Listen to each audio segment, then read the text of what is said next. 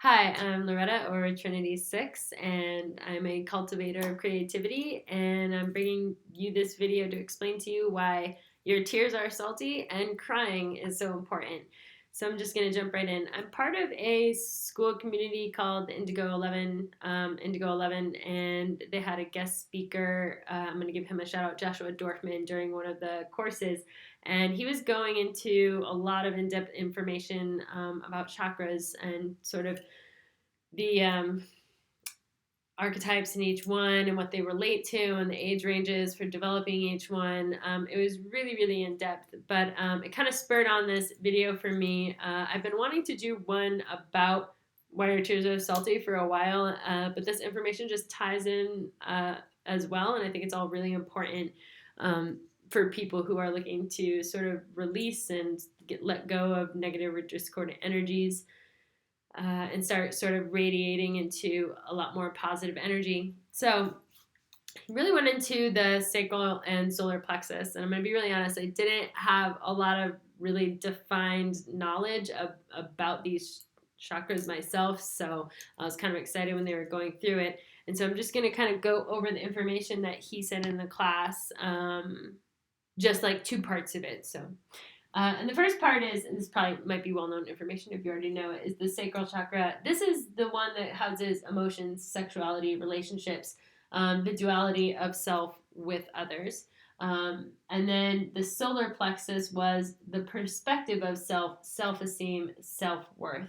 So this is kind of how we view our relationships with other people. So that brings with it a lot of emotions and obviously feelings of sexuality because that is interaction with other people. And then the solar plexus is really what I like to call this place of self-reflection. It's the place where you kind of look into yourself and your perspective of yourself. So not you with other people, but just you and how you see yourself.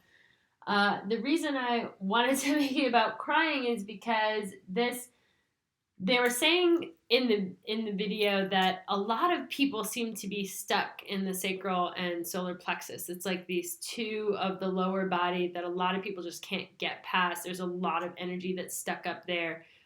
Or stuck there, and a lot of that is they're developed at much earlier ages, but from the experiences that we have as children, it embeds these different kinds of programs, our way of dealing with certain kinds of experiences, depending on how our relationships were or the experiences that we had. And if the programming that you got from your childhood experiences when these chakras were being developed was kind of set into ways of not properly getting the energy to keep moving up that energetic system, then it gets stuck. And that kind of impedes you from being able to open up any of your other energetic chakras. And it also impedes you from being able to release that energy at all. So you have to really go back in there and reprogram it and release in order to get the energy to really come up. So I just wanted to say it's important because when we're looking at the sacral and it being about emotions, they were talking about how when we're younger, especially as children, the whole idea of being emotional, of emoting, letting out your emotions, it's very associated with like being embarrassed and that it's not okay. And he was also kind of saying a lot, especially for men, like crying's not okay because you're a guy. And I think even as kids, a lot of times when kids are crying or acting out in public, a lot of times as a parent, you just like want them to stop, or you tell them not to whine or not to cry. And we do the same thing, I think, at home. You know, I had a childhood that was like that as well, where it was like crying was not really an acceptable way to behave. Like you didn't emote like that. You kind of just like life is hard and you kind of dealt with certain things, and that's kind of just how it was. And a lot of what that does is just kind of like suppresses your ability to release. Like if you're feeling upset and you're gonna have to get it out, then you just like let it out. And I think a lot of that is like this tie to embarrassment, like, oh, if your kid is crying over like not being able to get the shoes, you just want them to stop, and you think that's like kind of the way that you teach your kid, like that's not acceptable behavior, which in a way our society, because it's like, oh, your kid is screaming inside the Target, like that's, you know, unacceptable. But it's like they're a kid, so is it unacceptable? I think that what they were saying is like, is it really unacceptable? I mean, they're children. Like, that's part of growing up is you learn, you're like, oh, I have this feeling in me, and now it's like coming out of my physical body, and that's coming out as like a tantrum or an emotional explosion. And maybe the better way to handle it is to just like let the kids go through it. Like, let them get it out. Like, they're agitated because they can't get the toy. You're not going to change your mind about the toy, but like, they need to release this stuck energy. Like, they're having this energy and it's stuck here because they're not at a level of understanding that they can't have everything they want all the time. But then on top of it, we're like, don't do that. Like, don't release. And basically it's like, oh, stuck. And so then it's like, whatever, they wake up the next day, they don't even think about it. But if you do that enough times, it sort of embeds these programs of not releasing, of not that energy not properly moving through all the channels. And then that creates problems for you when you're older, because that's kind of like ends up to be how you deal with a lot of stuff. And when you're older, it's different because a lot of the experiences you have, you know, they can be, I would say, like more, I shouldn't say more traumatizing, but your perspective of how situations are so different. There's so many more layers when you're an adult. And because you have obviously other conditioning that has been programmed into you from a variety of other things, it can be really hard to deal with certain stuff. And a lot of people are saying, you know, you have your physical body, your mental body, your emotional body, and it's so important that the way you feel is that you feel like you have a well-being, that you're being well. And a lot of times when we have negative experiences or situations that bring up discordant negative energies, there is a release program that happens for that so that we can just expel these energies, or we can completely transmute or dissolve these energetic connections that we've built with other people through a shared experience. And we can do it right then and there so that the energies don't stay with us. But the problem is we're so conditioned to kind of prevent ourselves from doing that it makes it really, really hard to get into the habit of doing it as an adult. And I would say it's almost like more embarrassing. You know, when you're a kid, you're just like, if I want to cry, you're crying. And the only reason you're not crying is because somebody told you not to. When you're an adult, you have all these other layers. It's like, oh, I'm at work, I don't want to cry. Or, oh, I'm on the subway, I don't want to cry. Or I'm in front of this other person, I don't. Or it's like, you're trying to be strong in front of your partner, and you're trying to be strong in front of your friends. And you have all these other layers of your own self-perception that kind of almost like stop you from emoting in the moment. You kind of have to like be in your own private space. And like, you always want to, I always feel like when you're like really upset, you really want to cry, you like want to be where no one can see you. And then it feels safe to do it. But I remember, to short story, when I lived in New York, it's like this whole different environment when you ride on the subway. It's so public and it's so shared. And there was this moment I had on a subway, and it was this woman, and you could just tell, I could feel it. She needed to cry. Like, something happened to her, and I could feel it. Like, I was like looking around because I was like, oh my gosh, like I feel so bad. Like, this woman needs to cry. Like, I can tell, like, it's just like I can feel she's so embarrassed because there's nowhere really to turn where no one sees you. Like, the only place to turn into is the door, and then when you get to the subway station, it opens and there's people there. And she kind of was doing it, but I could tell she was just like holding back. And I was like, oh, it's so awful that we don't feel okay crying. And that somehow this woman is literally using all the energy she has to just like hold everything inside. And she just doesn't feel okay letting it out. And I was like, why should she feel embarrassed? Why should she feel embarrassed to just cry on this train? Like, who are we to make her feel uncomfortable? It was like one of those moments where you're like, almost like, man, I wish I could just like give her a hug and just like hide her if she needed to cry. But even that, I think even me at that age and that point, I was like, I don't even know if I can do it. Like, I don't know what I should say to her. Like, I don't want, because sometimes people just get more embarrassed when they realize somebody's noticed. So it's like, you go up and you're like, hey, you know what? Let me just like, I'll just cover you. Like, I'll be your like cover girl, and like just so that you can do your thing. And it almost makes the situation worse because then the person's like now feeling your energy and like, I don't want people to pity me because I'm crying. So there's like another layer there too, where people like feel like it's some kind of other level of pity when someone tries to help you when you're upset. But anyway, so crying is really the body's release. And one of the most important things I wanted to say about why we have salty tears, I feel like people have been having this discussion and like scientists couldn't figure out, and I don't know if it's been in the spiritual community for a while, but I was like, it's obvious. You have all these emotions that come up from your emotional body, and your mental body is like thinking about all these things that are creating these emotions. And then when the energy gets built up enough, it manifests into the physical body. And when this energy gets built up and your emotional mental body are like, I have to get it out, I have to just release it, your physical body goes into this state of crying. It needs to release, and you can feel it. You can like almost feel the emotions that come up through your chest, and all of a sudden your eyes are feeling kind of stinging, and you just know it's coming.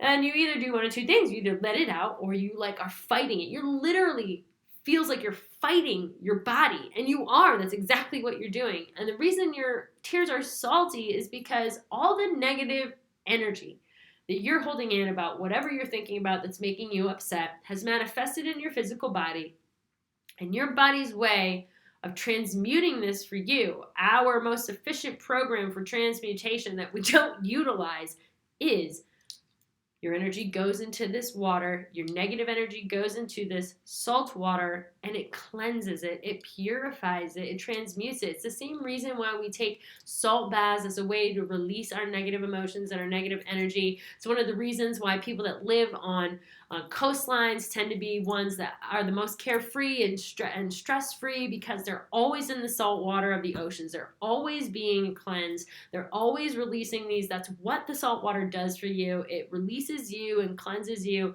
of these negative and discordant energies. And so that's it. You have a basically negative emotion that seated itself inside you, and now your physical body's trying to do you a favor by getting it out of you.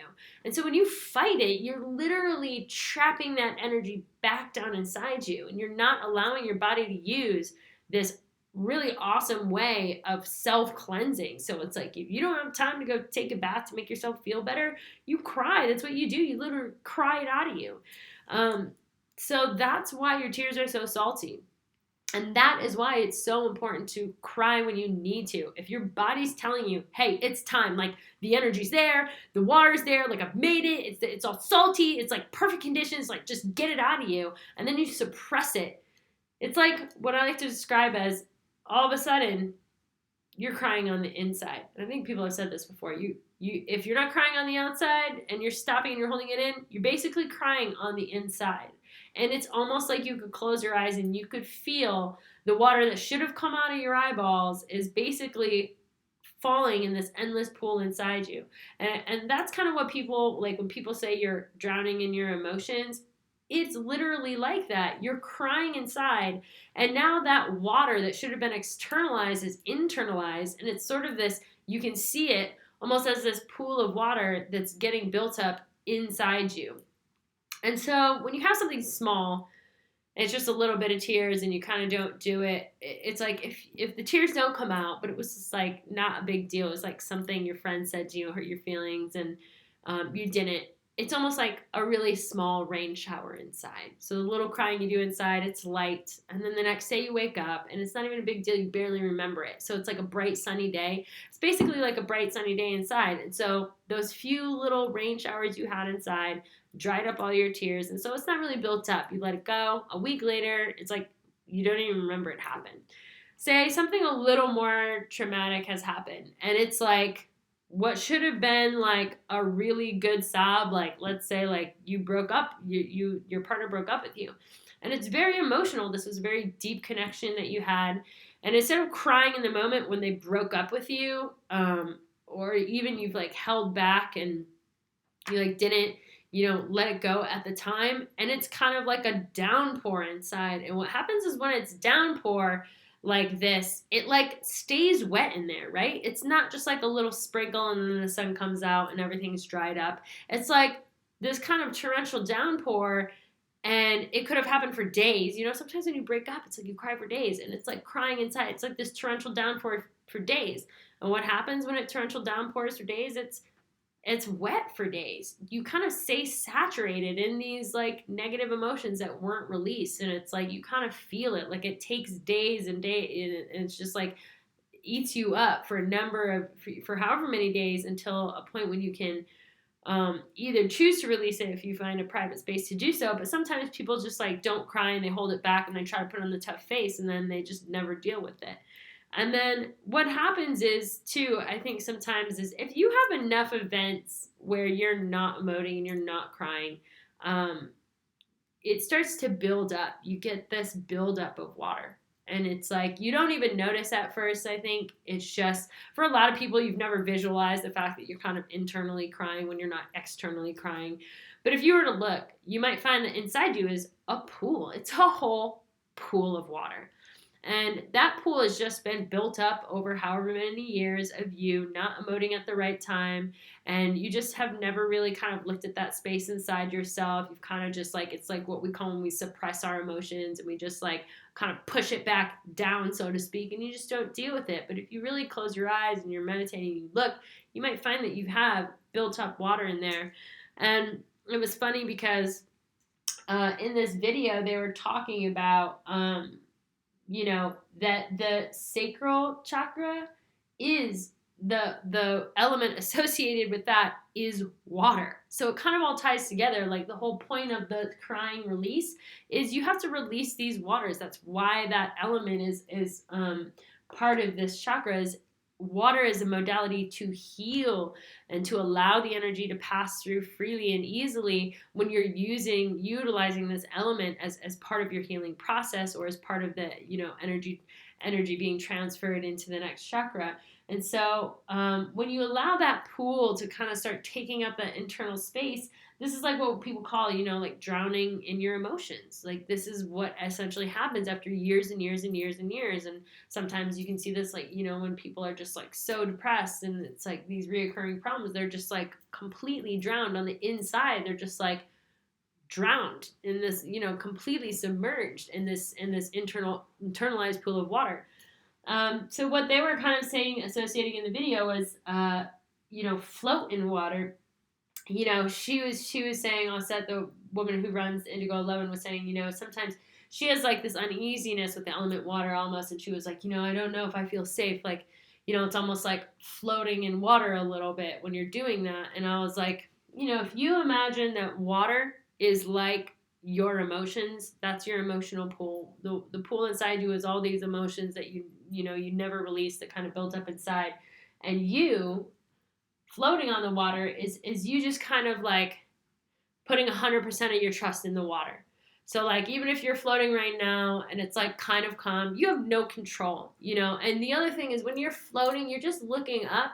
You can't see what's coming, So if you have some event where somebody comes into your world and like makes you have an experience that's really negative, and then all of a sudden there's just like waves crashing inside in this emotional pool and you can feel it, your emotions are out of control. When you float, you have no control either. You're getting like tossed, you're getting turned, water's coming up, and you're not even able, you're not even like turning around to look to see what's coming so that you can like navigate yourself a little bit. You're just letting everything happen to you. This is just like basic survival. I'm just barely, barely in control. I'm in control enough to float, but like, that's it. And then, they're talking about swimming in the water. And swimming to me is when you really when you are trusting to yourself to a certain degree. I would say not even completely, but it's almost more like trusting your ability to navigate and trusting your ability to, I'll put that self navigate. And what that means is when you're on and in this pool of emotional water, you can at least see. Now you're seeing like, oh, here comes this person. Every time I see them, they always put me in this like funky emotional state, and you can like see the waves happening over there. And so what do you do when you're a swimmer and a good swimmer? You just swim somewhere else. You avoid. So you're like, I can see that disturbance. I'm going to swim over here where it's so calm and get out of that rough waters. So now you're like in a little bit more control because, you don't have control over the emotions, the water, what's happening to it, but you at least have enough control to navigate your way and to avoid the really rough stuff and try to keep yourself in what you might consider safe spaces. And then the last one is what I like to call drain the water or emptying the pool.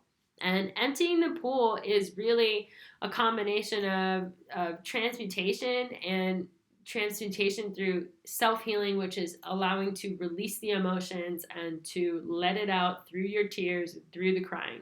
And when I say transmutation, a lot of it is when you're crying, a lot of crying emotions come from experiences that we have with other people. And I suppose you might just have an experience with no one that made you really upset about something, but usually it involves other people. And transmutation is really about calling in this law of forgiveness and being able to call in this law of forgiveness for you to be able to transmute the negative discordant energies that came about from this interaction or this experience that you had with somebody else.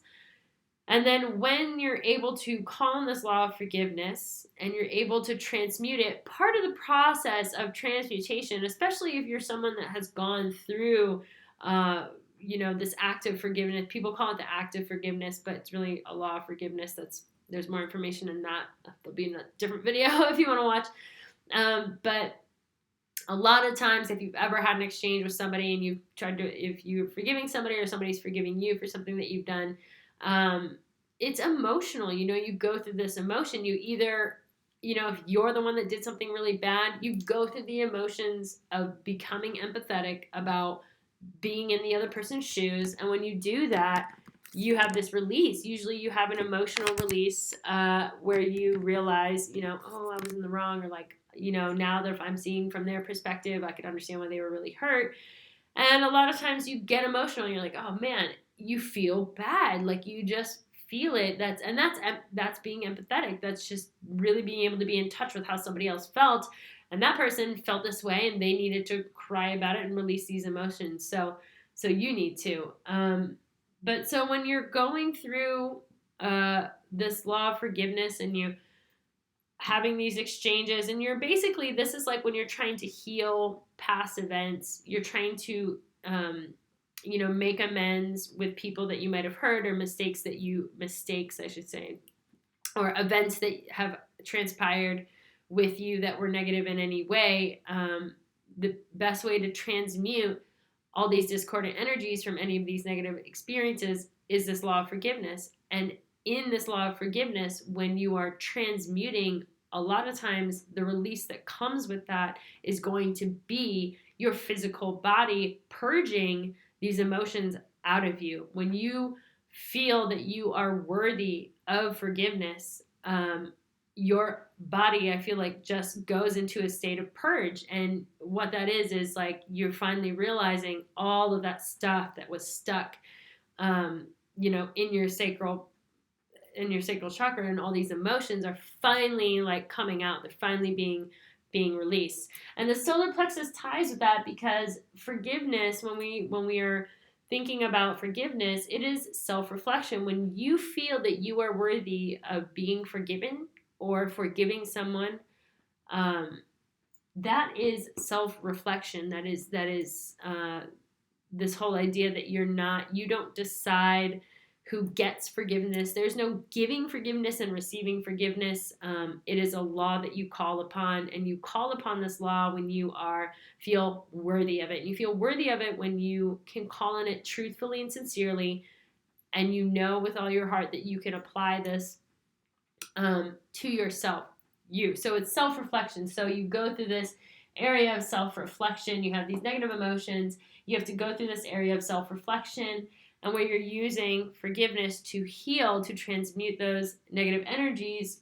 Often crying will be the physical body release of these emotions and the sort of purging that happens. And when you keep that all inside, everything gets stuck. They get stuck in these chakras and they're not released. And I think a lot of times this is also what people have been talking about, the blossoming of the flower of life, is really being able to understand this interrelationship. And it really, you're able to transmute energy on your own end. You don't have to wait for someone to decide to give forgiveness to you. You're able to transmute it when you know that you are worthy of it. So that's why you call on the law of forgiveness. You don't give or receive it. And emoting, I just wrote this, we need to, if you can change your thinking, which old programming is embarrassment. It's like when you don't want to cry in front of other people, when it's not the right place and time, when someone tells you to stop, versus the new program that you really want to replace this old program with is to feel liberated, to know that crying is a step of this healing process, that it just needs to happen. If your body is feeling called to cry, then you need to cry and you should let it out. And you shouldn't feel embarrassed. You should feel liberated. You should feel liberated that your body knows that you need to get this out of you, and you feel liberated because you're feeling empowered. You know, this, I would say, the positive emotion that is associated with liberation is feeling empowered. It's knowing that crying is actually you, charging yourself in a way that you're releasing these energies, and it allows you to fill yourself up with more, and a lot of people say with more light, with more energy that is of a positive nature. You should feel empowered when you cry because you're going to be liberated from these negative or discordant energies. But when you're embarrassed and you're stuck in this old program, it feels shameful. And when you feel shameful, this is a negative emotion. So even when you're like, oh, I can't cry unless I do it in my room and I have to be like alone, it's like you're releasing it, but you're almost not even releasing all of it, because in the release, you create this other layer of shame because you didn't cry when you wanted to.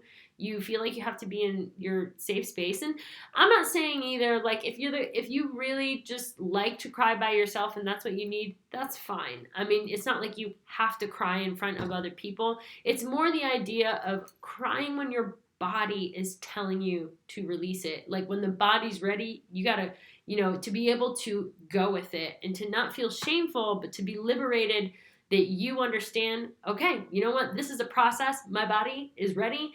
I'm ready, and I'm liberated, and I feel empowered to be able to be liberated from this here and now, and to not have to wait or to try to hold back and then cry later. It's about using the processes that your body has in order to heal itself, so that way you can really be more charged up with positive energy. So you can use crying to your benefit. You can change the programming of crying to be that of a positive emotion or a positive energy source, instead of feeling like crying is some negative based source, which I think really all old programming is. So anyway, this video is really about, why it's important to cry when your body is ready. It's your body's way of purging all these negative and discordant energies. You have to be able to purge that stuff, and you have to be able to pass this energy through these two, the sacral and the solar plexus, to really get to the energy up into the heart space. And then there's a whole other step of the forgiveness process that happens within the heart space, and I'll do a separate video on that. But this is really about understanding why your tears are salty, and then really getting attuned to feeling liberated and positive about crying when your body feels ready, and to not further embed another layer of negative programming by associating like shame and embarrassment of being able to cry when your body needs to, even if people are there, and having to kind of hide that or suppress it, because all it's going to do is just get more energy stuck in places that'll be harder to release at a later time. So if you have any questions, comments, or anything like that, please leave them down below. I hope the video was helpful, and I'll see you guys in the next one.